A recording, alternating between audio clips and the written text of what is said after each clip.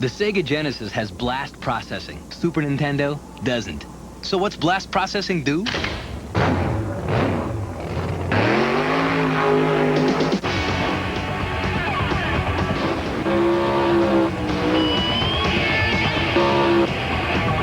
And what if you don't have blast processing?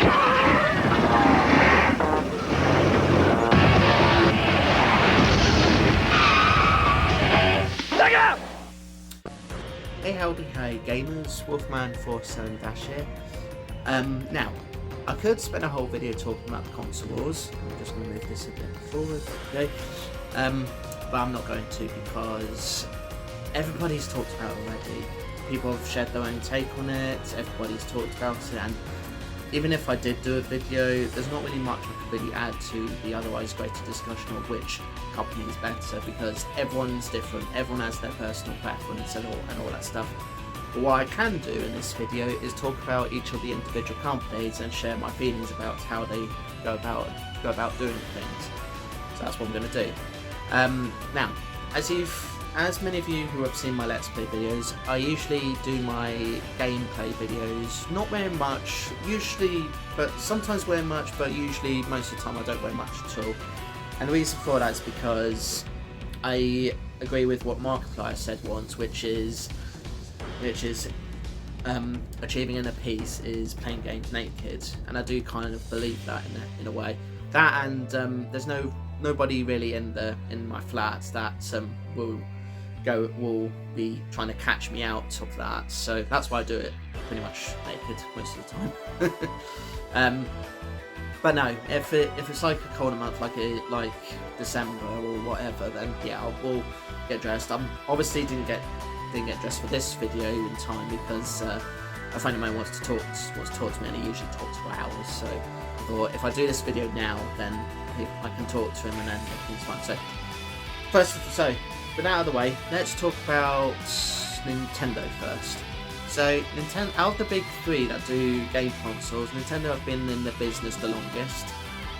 They started out with those little Game & Watch devices, which are basically a device that uses technology from a calculator, and you can play games with that. And then they moved on to do arcade cabinets, the Nintendo Entertainment System, the Super Nintendo Entertainment System. They fought against Sega with their consoles. Then they initially entered the part, and then they had a dilemma of who to make more consoles with, because they had a choice between Sony and Philips.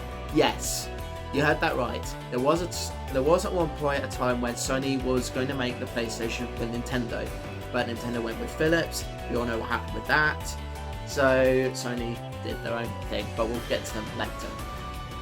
So that happened. Nintendo made their very first 3D console, which was basically 3D polygon graphics, quite inferior to today's standards, but still very nostalgic. Nintendo 64, and because they are usually quite behind with the latest trends and technology. Usually I mean, if you've seen the consoles they make compared to their competitors, you kind of get the idea that they are a bit behind. But anyway. They decided to do big ass cartridges for the Nintendo 64, and then as a result of that, games that used to be exclusive to their consoles, such as the Final Fantasy series, then moved on to other platforms, because for Final Fantasy 7 to be on Nintendo 64, you would need 16 cartridges compared to just a disc for the PlayStation, which eventually came on and became an exclusive for ever since. Well, for a while, and then became multi-platform again. So yeah, that's that happened. Then we had the Nintendo GameCube, which was, I guess, Nintendo's idea to create a portable game console that you can take wherever you go and plug to your TV, so it's kind of a plug and play sort of thing. I should point out before I forget that you also do a lot of portable consoles in addition that came after the Game & Watch, including the Pokemon Mini, the Game Boy, the Game Boy Color, and the Game Boy Advance. At the time of the GameCube, the Game Boy Advance would have come out, and most people will know with the Game Boys, most of the games are ports of games from the Super Nintendo Entertainment System and the one that came before that, as well as some new original games. And then And then after the GameCube and Game Boy Advance era, we then got the Nintendo Wii, which was a revolutionary and innovative console at the time because of its motion controls and as well as online connectivity and everything else about it. And the Nintendo DS, which was an attempt by Nintendo to give us a dual screen with with one being a touch screen, and then both consoles were succeeded by the Wii U and the Nintendo 3DS. With one of them being more successful than the other because the Wii U wasn't as successful because it's a tablet-based. They're trying to create a tablet-based game, but they kind of making out that you can't take the tablet controller in. Yeah, it was a bit tricky for a lot of third-party developers to create games for the Wii U, but yeah, it is what it is. Finally, bringing us to the Switch, which was both home console and a portable console combined, so you can take it wherever you go to play, but at the same time you could also use it on the TV using a dock. So that's Nintendo.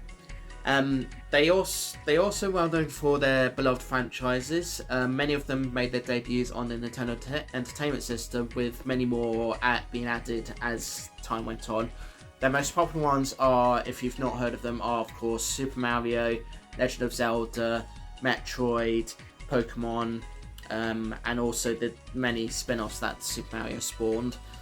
And then later down the line we got Super Smash Brothers, F-Zero, Pikmin, Splatoon, Fire Emblem, Kid Icarus, and so many others. And they would never shy away from sort of creating new and different ideas with the games, and also wouldn't shy away from third parties sort of taking advantage of their games. The downside to Nintendo, in my honest opinion, is that they rely too heavily on nostalgia, and because of the technology that they use for their consoles, they are usually quite far behind from their competitors. But still, good fun to play. If you just love nostalgia and don't mind the limitations that the consoles have, then Nintendo's the way to go. So let's move on to Sony. So out of the three companies, Sony is probably the second longest running company in the gaming business, although I'll get to Microsoft later. But anyway, so Sony like to sort of give us the most advanced games, and are usually tailoring to the sort of gamers that like to play games and sort of at a relaxed pace and so forth. And they've created consoles since the PlayStation 1, and as you could probably guess, each PlayStation added a number. So you've got PlayStation 1, PlayStation 2, PlayStation 3, PlayStation 4, and PlayStation 5. PlayStation 1 was basically just a typical game console, put a disc in, play. PlayStation 2 introduced the idea of being able to put music CDs and DVDs into it, so you can watch that or just play the games, as well as play PS1 games. PS3 introduced the whole full HD experience and being able to play Blu-rays and later on 3D Blu-rays, so that's that one. The PS4 continued with that advancement, but additionally had some additional features as well, such as the ability to stream from pretty much any streaming app there is that was out at the time, and various other things as well. Plus, it also provided support for the PlayStation VR. And finally, the PS5, which you can play any game in up to 4K quality, play 4K Blu-rays and regular Blu-rays and regular DVDs, whatever. Have not all but most of the streaming apps there, and you can pretty much customize everything as if you were customizing it on a PC. And to be fair, PC gamers get the best life, because when you play games on PC, it's pretty much you can fully customize it. It's good fun. So yeah. So that is Sony, and like Nintendo, Sony also have their own beloved franchises, such as everything that Naughty Dog make.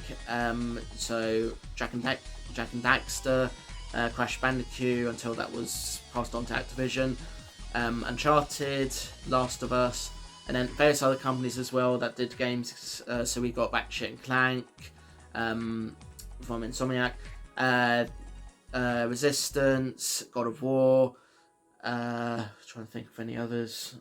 God of War, And pretty much most third-party games that were well known for being PlayStation exclusives, including, as I said, Final Fantasy and other games like Metal Gear, Devil May Cry, and various others as well. I think BioShock was exclusive at one point. So yeah, those were all games. As you probably guessed from the types of games that were being made for the PlayStation consoles, they're usually the sort of games that would be tailored for people that want to play a very sort of not too intense and very relaxed experience. Because most games I've played on the PlayStation, yeah, there are lots of action-packed and intense moments, but usually they are made for a sort of audience of gamers that are pretty chill. So yeah. So if you're the sort of gamer that likes to sort of chill when playing games, then PlayStation is the way to go. Usually most of the time, most third-party developers would be giving you stuff that's exclusive to PlayStation gamers, at least for either a little while or exclusive permanently, as in it's only available on that console, whereas for a limited time it'd be, as many people call it, timed exclusive. So it'd be exclusive on a console for a while, but then after a period of time it'll then come on to other consoles. So yeah. So in that sense, Sony's probably the sort of one that most people would go to, because they are quite far ahead with technology, and they're really good at what they do. So now let's move on to Microsoft. Now, Microsoft have been in the game business for, I don't know, probably as long as Nintendo, if not longer, because of the Windows operating system. Basically the operating system that runs most PCs is a Windows, and usually anytime someone plays games on a PC, it's usually with Windows. But then Microsoft decided they wanted to create their own home console, so they brought out the Xbox, following it with their successors, the Xbox 360, the Xbox One, and the Xbox Series SX. So Xbox was pretty much exactly like the first PlayStation, but probably a little bit limited in some places. The Xbox 360 is kind of sort of trying to be a sort of midway between sort of full up to full HD and whatever the resolution is for AV users or component users, which kind of was a major downfall. But at least the games did look much smoother on there than they did on the PlayStation, and the Wii for that matter. Xbox One came about controversially being called controversially being known as as Microsoft saying that this is the only console you'll ever need, and hence the name Xbox One, because it's all-in-one entertainment, all-in-one game console and everything. But then as soon as they finished that and then brought out the Xbox Series X SX, which was basically exactly like the PlayStation with customization and everything, with some sort of limitations, it soon became clear that most of the games that they're creating are actually released on PC, so it's probably no point in having an Xbox anyway. But nevertheless, the fact that they are being released on PC now is a good sign, because it means that they have there's a longevity, or whatever the word is, for them. So you'll be able to play them on PC. But there are some Xbox games that are still very much exclusive to Xbox, and it's great that the Xbox One and Series XX are all for backwards compatibility with old Xbox games. So great. So yeah, that's all three companies. And I realised as I was talking about Xbox, I didn't talk about PlayStation's portable consoles, the PlayStation Portable and the PlayStation Vita. PlayStation Portable, I guess you could say, was much better than what Nintendo was releasing at the time, because you could play PS2 quality games, and also insert these things called UHDs, which are basically a way to sort of watch films while on the go on your PSP. And then later on we got the PlayStation Vita, which was another attempt by Sony to sort of capitalise on the success Nintendo had with portable gaming. But unfortunately it didn't last very long, because after like a few games released, it was kind of discontinued for reasons. So yeah, it is what it is. So yeah, that's pretty much me talking about PlayStation, Xbox, and then whatever Nintendo bring out. draw your own conclusions to what you like. Me personally, I've got all the platforms, but if I were to play games, it's usually on the PC, because most of the time you get the best. Most people will say the best kind of experience with gaming is on the PC, because you can customize what's in your PC if you're feeling brave enough to do that, so you know what you're getting. You can customize the games on your PC. Everything runs at a consistent frame rate and good quality graphics, depending on the graphics card you're using. And it's just so much better. However, Nintendo love their exclusive games, Nintendo like their exclusive games, and they have no intention of releasing any of their games onto other platforms apart from mobile, which they've already made games for anyway. So if you wanted to play Nintendo games on other platforms, you probably would be better off emulating the games. So yeah. For Sony and Microsoft, most of their games are coming to PC anyway, but for Sony, they've not released all their games on PC, just a select few games, and they've kind of said that they are restricted to just PS4 and PS5 games, but who knows, maybe we'll get their older games later down the line, but until then, there's emulation for that. And obviously, as I said, Microsoft's Xbox games come to PC anyway, because Microsoft own the Windows operating system. Although that doesn't mean that all their games get released on there. I know there's like a few movie licensed games released that are usually made by a variety of different developers, and sometimes there's no real consistency between games. Like I know for the Harry Potter games, the early Harry Potter games, you get some games being released on some consoles, but it's not necessarily the same version of the game, so you have to bear that in mind. So yeah. So like for example, if you're playing Chamber of Secrets on a PlayStation 2 or Xbox, you get, or the GameCube, you get the exact same version of the game. PC has its own version, and Game Boy Advance has its own version, and Game Boy Color has its own version. So yeah, but it's still very much the same story and everything, just different gameplay and whatever. So yeah, and reason why I kind of wanted to do this around Christmas time is because usually anytime game consoles are being launched, like new game consoles, it's usually around Christmas time that they're launched at, and usually it's when the big war happens, trying to see which one people would want most. Usually nowadays it's Nintendo that's kind of released their console first, followed by PlayStation and Microsoft. Other companies also released consoles as well, so I know Nvidia does some, and I know Google used to do some, but yeah, and also Facebook as well, or the company that own Facebook, they also have the VR stuff. So yeah, at the end of the day, it's up to you which company you like to play games on, which consoles you like to play games on, and which franchises you'd much rather play, because we're all different. We're all gonna enjoy different games, and some games we'll enjoy more than others.